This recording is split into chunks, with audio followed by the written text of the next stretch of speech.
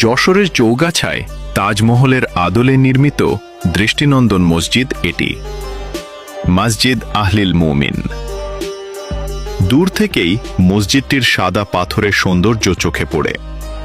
অনেকেই এই মসজিদকে প্রথম দেখায় তাজমহলের সঙ্গে তুলনা করেন।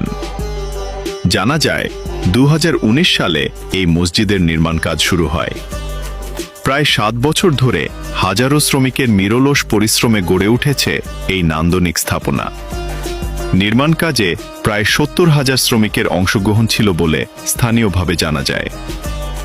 মসজিদটি সম্পূর্ণ সাদা মার্বেল পাথরে নির্মিত হওয়ায় এর সৌন্দর্য আরও বেড়ে গেছে।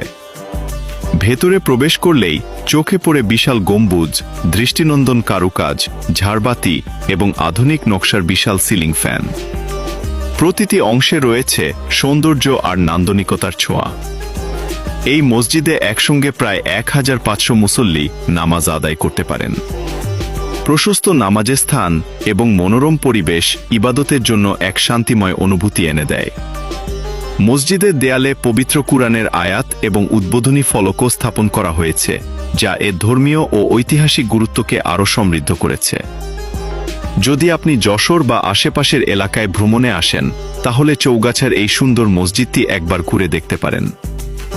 এর স্থাপত্যশৈলী, সাদা মার্বেলের সৌন্দর্য এবং শান্ত পরিবেশ নিশ্চয়ই আপনাকে মুগ্ধ করবে। ভিডিওটি ভালো লাগলে একটি লাইক দিন